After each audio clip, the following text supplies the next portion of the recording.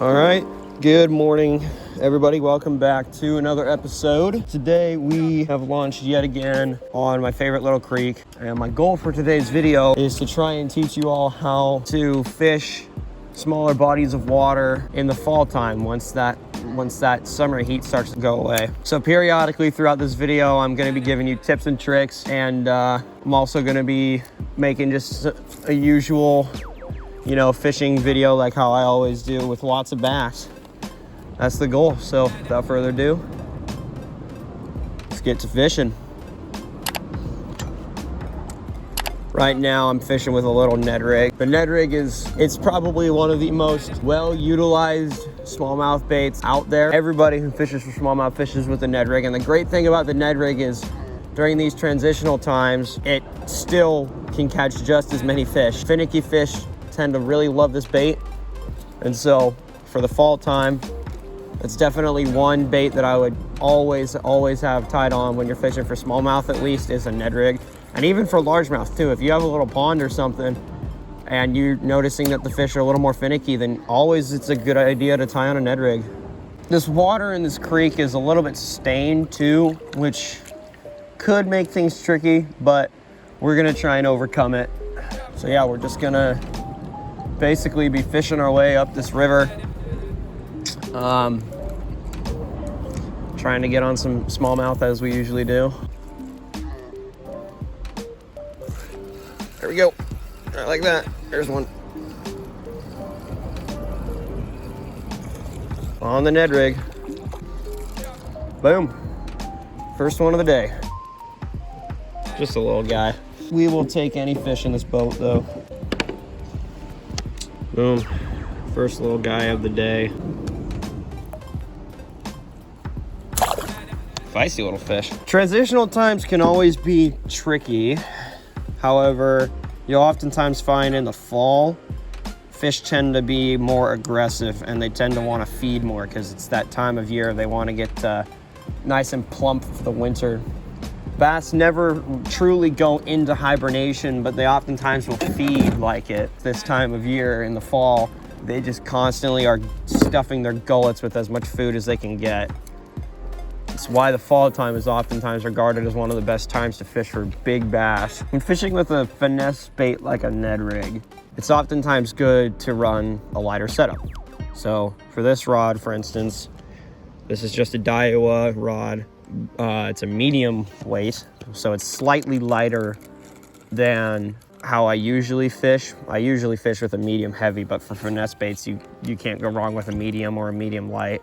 And then as far as line weight goes, I like to run 8-pound line. You can get away with 6. I just think 8-pound is really good all around. It'll allow you to catch some bigger fish, but it's light enough to where the fish aren't super picky about it. And then when you fish a Ned Rig, it's always key to make sure that you're not fishing it too aggressively, because the point of the bait is supposed to be very subtle. Sometimes fish like the subtlety. They aren't always looking for a crazy reaction bite from a crankbait or a topwater bait or something. Great, and I just broke off. Today I'm fishing with a slightly heavier Ned Rig head. Normally I like to fish one of these little guys. I don't know exactly what weight it is, but today I'm fishing with one of these 1/4 ounce Ned Rig heads. So they're slightly heavier. Trying out these different heads and experimenting with which weight I like the most. I like the heavier ones obviously because I can bomb it out much farther than the lighter ones, and I can get down into deeper water. So I think I'm moving towards fishing with a heavier jig head. And as far as knots go, this is just a simple fisherman's knot. It's a really, really simple and really strong knot. So, if you're getting into fishing and you are struggling with learning to tie knots, definitely try a fisherman's knot. Let's see here. And then the color I'm using today is called Copper Truce. You've seen me use this color several times before. It's just, I don't know what it is about this creek in particular, but they seem to really dig the Copper Truce and green pumpkin orange colors. So we're just gonna keep running with it.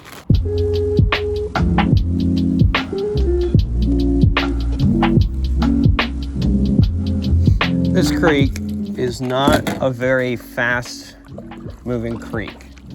There's a few set of rapids here and there, but aside from that, the water is oftentimes like this, super glassy, super still, just a little bit of current moving through it.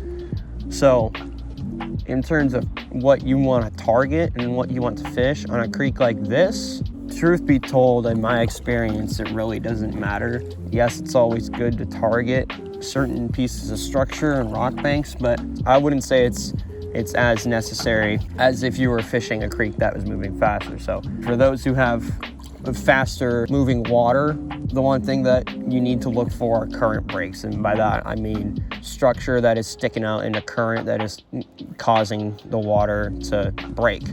And so what it'll do is it'll create an area of calm or slack water behind a piece of structure. That area oftentimes will hold fish depending on how deep it is. If it's too shallow, maybe not, which is why it's important to always be looking around and scanning on your body of water. And there we go, there's another one.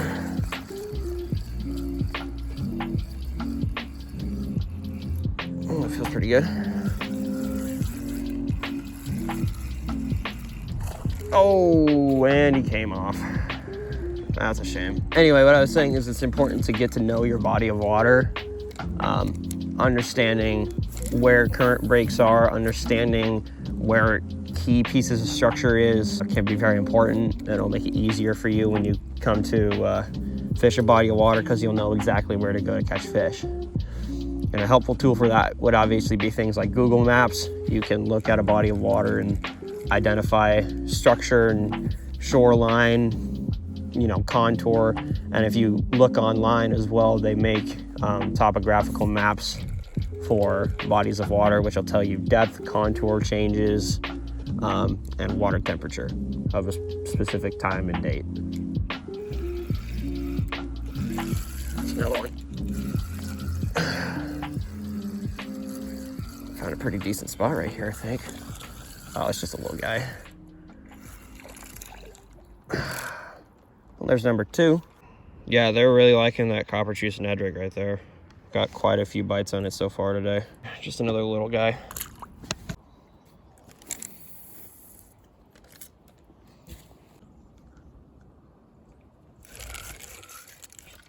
There we go. There's another one. Whoa. Oh, hello. That's a pretty decent one.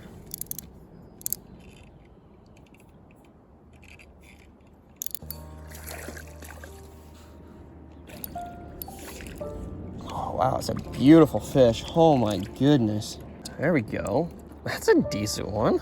Again, just on that Ned Rig. They are digging it today. Beautiful smallmouth. Gotta love it. Got some really nice colors to him too. Just a gorgeous fish.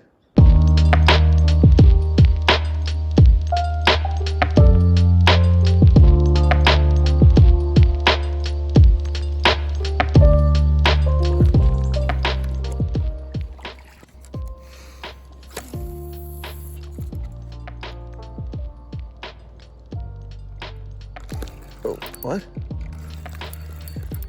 Oh boy. Oh boy. Here we go. Oh, it ain't bad.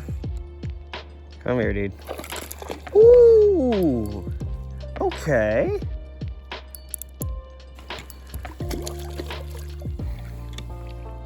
Come here, dude. Oh, he's not hooked very well. Oh, okay. We're getting somewhere. That's like a probably 2-pounder, I would say. Yeah, just a gorgeous, gorgeous bass. Again, just on that copper tooth Ned Rig right there.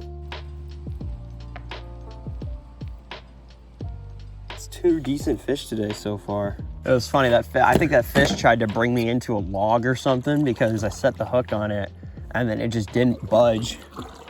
And I thought I was snagged for a second, and then it came out. So it was a pleasant surprise right there. We're approaching some pretty good rock structure right here. Should go without saying that rocks and smallmouth tend to go hand in hand.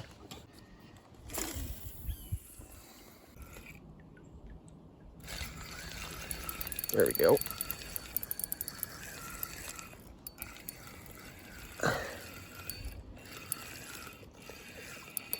it's not coming up. Oh, it came off, son of a bitch.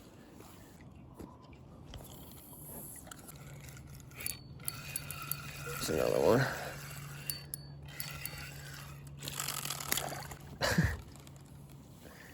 That's a little guy. Hey, buddy. Another little one. So, like I was saying before, right where I am right now, we start to get into some pretty good rock structure. This entire area over in here, first off, the river widens, so it creates just a more of a natural eddy. And second off, there's a lot more rock structure in here. So we tend to find that we catch some bigger fish back in here.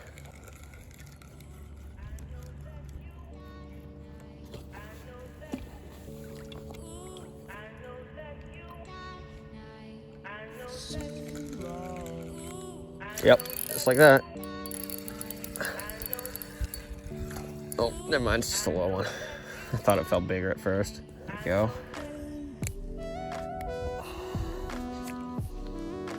Another little guy. These areas is where that heavier Ned Rig jig head comes into play, because I'm able to cast it farther, cover more water, and get down deeper. In larger bodies of water like this, I guess larger sections of water, I should say, it's usually important to pretty thoroughly fish through it. You know, there's just naturally more area to fish.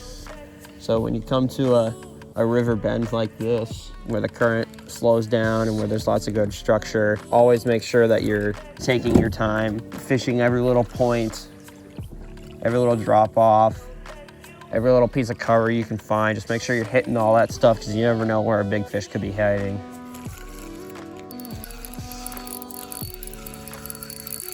There you go.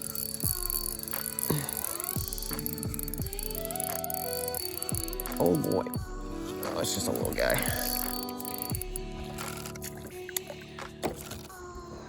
Hey dude, another little one. When you catch a fish in general on a body of water, and you know, let's say that your pattern maybe isn't as nailed down as this one is today. Let's say that you kind of were just throwing a crankbait and you just randomly caught a fish. One thing that you should keep a lookout for is what it's eating. And by that, I mean looking to see if it has coral antenna sticking out of its gullet, or maybe if it has a shad or a bluegill tail sticking out of its mouth. Just little details like that can help you nail down a pattern, because if you're fishing all day and you catch one little bass and it's got a bait fish down its throat, but let's say that you've been fishing with like a jig or something all day, then maybe you could key in on that and say, wait a minute, I should be fishing something like, I don't know, a crankbait or a spinner bait or something like that. These little fine details can make or break a fishing day, so always be paying attention to the way that a fish is behaving. Pay attention to what it's eating, pay attention to where it is. Sometimes finding fish in a specific area can be more important than actually knowing what it wants to eat, because then that'll help you key in on maybe specific pieces of structure that your bass are keying in on for that certain day. And then one other thing too is when you're fishing, if you hook one bass, then you can, there's one. Oh, it came off. If you hook a bass on a crankbait, it's called a search bait, and that's for good reasons, because it'll help you, you can search out where your fish are. And then once you find the fish, that's when you can start throwing your jig, your Texas rigs, etc. There's a little rock point out here that I'm gonna throw at. It's good to kind of get into a habit of trying to envision what a specific area is gonna look like under the water. Like if you look at a tree and you kind of are watching it go at an angle, try to envision how that tree is positioned under the surface of the water. There's one.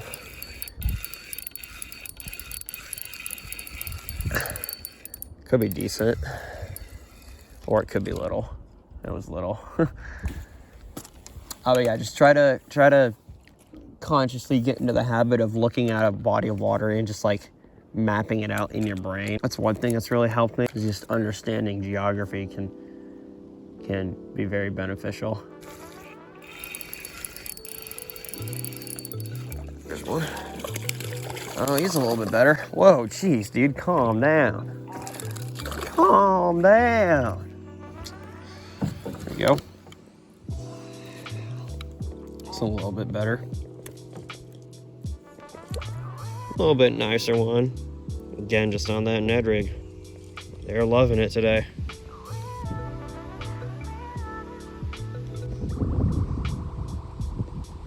Oh God, okay. Hooked up into another pretty decent one here.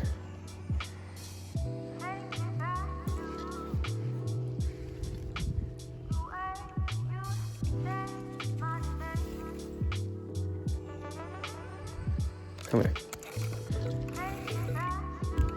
Again, just on that Ned Rig. It's a good one. Come here, dude. Oh, there we go.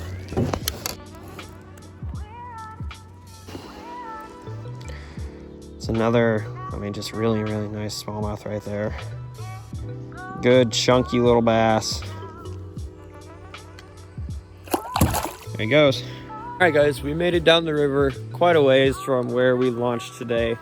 The bite started to slow down progressively as the morning faded away, but the morning was pretty good. We caught a couple of really nice fish right there early, right above the rapids. I hope that my tips and tricks maybe were applicable to your situation. I'm not sure if I really announced it on this YouTube channel, but I do have an Instagram page. You can follow me right here at fishboy_rice.